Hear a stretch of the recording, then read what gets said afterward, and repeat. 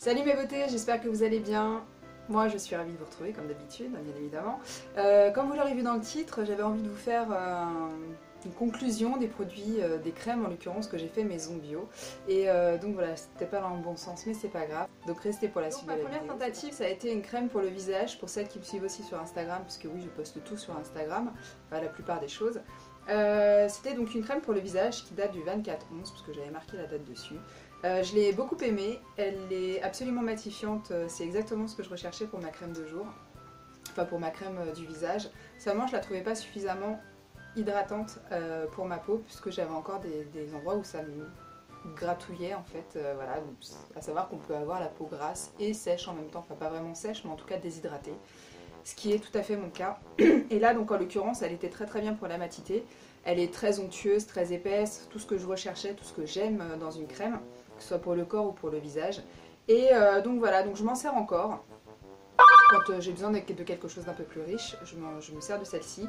Simplement, j'ajoute au préalable un sérum fait maison, c'est-à-dire qu'en fait, ni plus ni moins, je prends de l'aloe vera, enfin un pchit d'aloe vera, un pchit d'huile d'amande douce.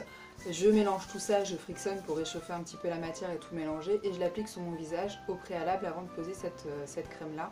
Mais toujours est-il que j'en suis vraiment très contente. Mais j'avais envie de faire autre chose, d'avoir une autre texture et peut-être aussi une autre odeur et d'autres bienfaits, donc j'en ai fait une autre mais je vous en parlerai à la fin. Ensuite j'avais fait également un dentifrice.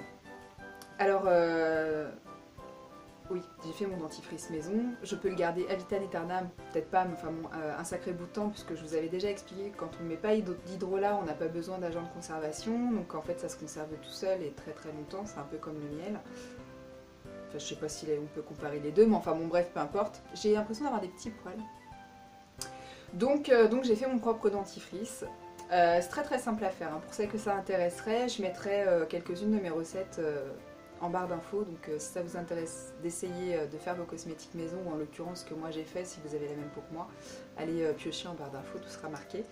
Et donc le dentifrice, alors j'ai pas trouvé que ça nettoyait les dents, concrètement parlant. Il faut savoir également qu'il y a du bicarbonate de soude à l'intérieur, donc par conséquent ça a une tendance à décaper.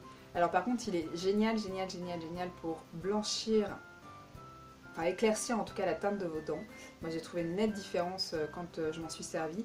Donc à partir du moment où il y a du bicarbonate de soude qui est très abrasif quand même, faut le savoir, vous pouvez l'utiliser mais avec parcimonie. Donc moi j'avais fait un truc sur une semaine, donc je le mets une fois par jour. Donc je le faisais tous les soirs pendant une semaine et vraiment j'ai vu une nette différence sur le blanchiment de mes dents. Alors après ça ne dure pas, hein, faut le refaire régulièrement, hein. Je fais des petits...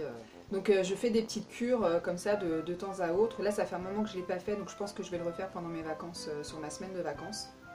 Par contre, alors vraiment c'est dégueulasse. Vraiment je crois qu'il n'y a pas d'autre mot, c'est vraiment dégueulasse. C'est juste de l'huile de coco, dedans du bicarbonate, il y a de l'huile essentielle de menthe. Après, peu importe la menthe, hein, vous mettez ce que vous voulez.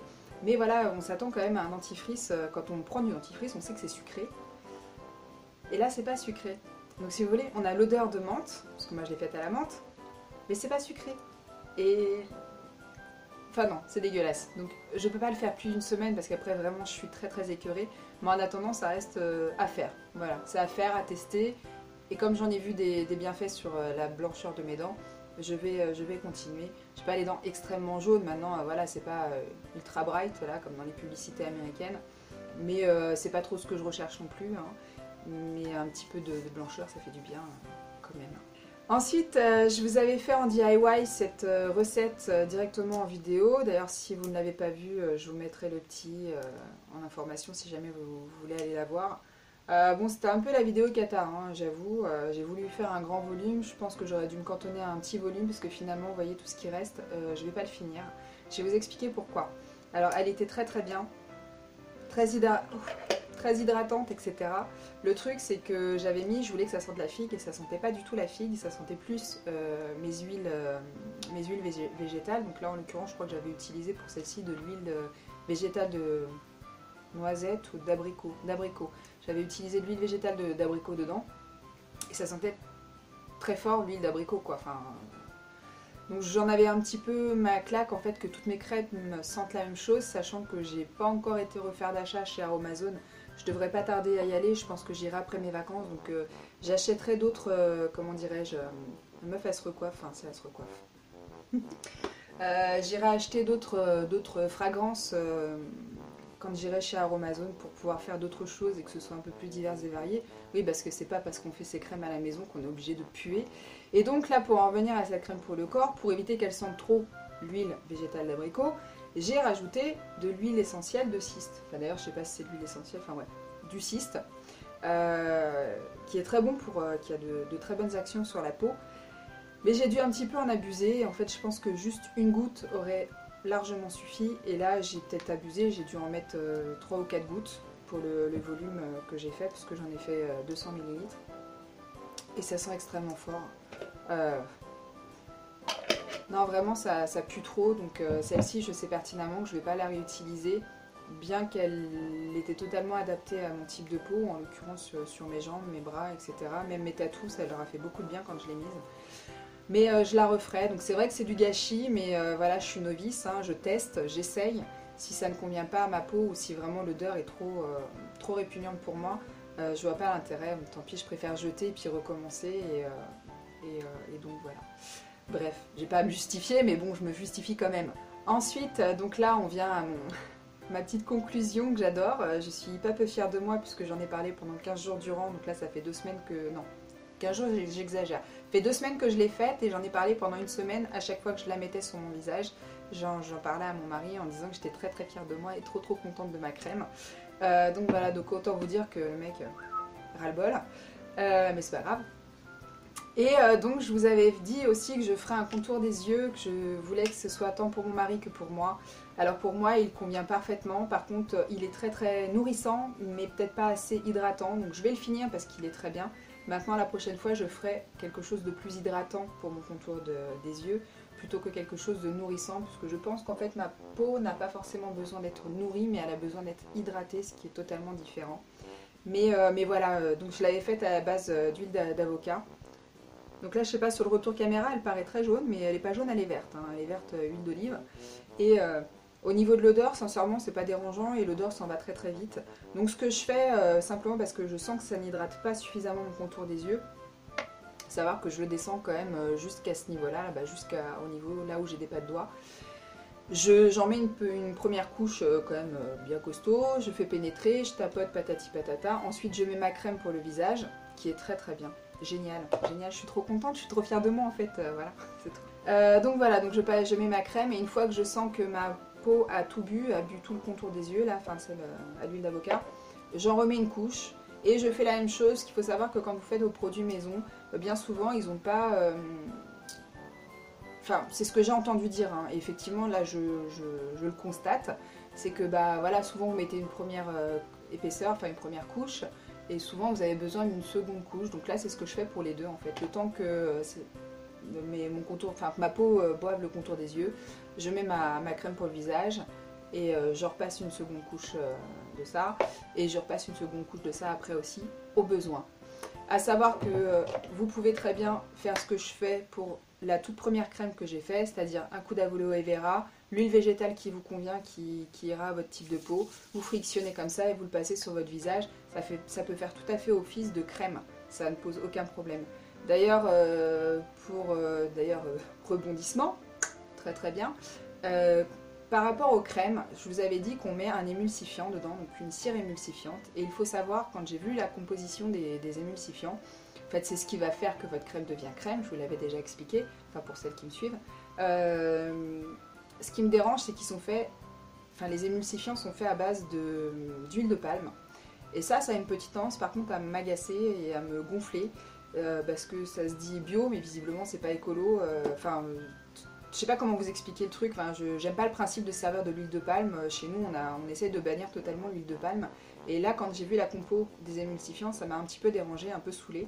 Maintenant, je suis pas prête à renoncer totalement à la crème, à la texture de la crème.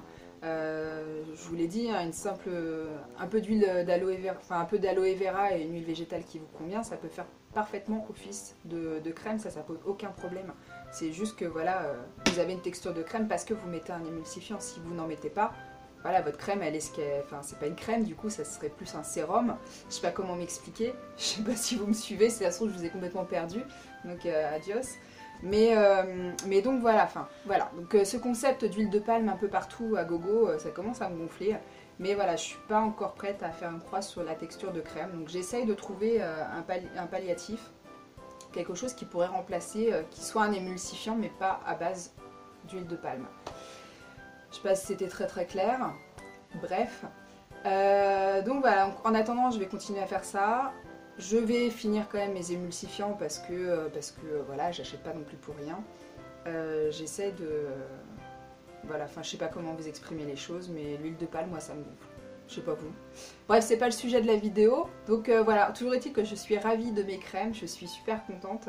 Je fais pas une croix sur les crèmes du commerce, mais c'est vrai que quand on regarde la compo des crèmes du commerce, bien souvent on va vous dire ah bah tiens ça c'est anti-âge, ça c'est anti-machin, ça c'est anti-bidule. Et quand vous regardez la compo, bah, la plupart du temps c'est du pétrole et de la flotte quoi. C'est-à-dire que les actifs se noient là-dedans, donc vous pouvez avoir très bien du enzyme machin truc là ou enfin des trucs anti-rides là, je sais plus comment ça s'appelle, enfin bref des actifs. Bah en fait ils sont quasi inexistants puisque c'est blindé de pétrole et de flotte. Donc vous payez ça une fortune et moi ça me saoule de foutre du pognon là-dedans pour rien en fait, alors qu'on peut avoir autre chose de beaucoup plus riche à la maison. Donc voilà, donc j'ai fait ma petite parenthèse, fin de la parenthèse. Ma vidéo est terminée. N'hésitez pas à liker si la vidéo vous a plu, si vous voulez d'autres vidéos de ce type là sur les cosmétiques que je pourrais faire maison. Si vous les testez, bah dites-le moi aussi, je me ferai un plaisir de liker ou vos photos ou voilà, donc sur Instagram. Et que dire encore, bah abonnez-vous si ce n'est pas encore fait, hein, il est temps. N'hésitez pas non plus à me rejoindre sur Instagram, Snapchat et ma page Facebook. Je deviens de plus en plus active sur Snapchat, donc je raconte un petit peu ma vie, je vous dis ce que je suis en train de faire quand je monte une vidéo, enfin bref, Snapchat quoi. Et Instagram, voilà, j'installe beaucoup, je sais pas si ça se dit, je viens d'inventer un nouveau mot peut-être, donc voilà, j'installe beaucoup. Je mets beaucoup de photos, j'aime bien aussi, donc voilà, donc je suis assez active sur Instagram. Et Facebook, c'est si vous n'avez pas Instagram, bah mettez-vous sur Facebook. Je suis en train de faire ma pub là, c'est bien hein. Bref, je vous fais de gros bisous. Au moment où vous voyez la vidéo, Noël est déjà passé, donc j'espère que vous avez bien profité de vos proches. Profitez-en encore s'ils sont encore avec vous. Et profitez bien encore l'autre fête de fin d'année, donc du nouvel an, etc. En attendant pour la semaine prochaine, il n'y aura pas de vidéo puisque je n'ai pas eu le temps de m'avancer, donc je suis vraiment désolée. C'est comme ça. La semaine prochaine, je n'ai pas internet là où je vais, donc c'est juste pas possible. Quand même, je m'étais avancée et que je peux pas monter là-bas, enfin, je peux pas monter mes vidéos là-bas, donc c'est pas possible. Donc bref, peu importe, je vais pas à me justifier. Je passe du temps avec ma famille et j'en profite pleinement. Sur ce, je vous fais de gros bisous encore une fois. Je vous dis à très vite pour une prochaine vidéo. Passez de bonnes fêtes. Ciao!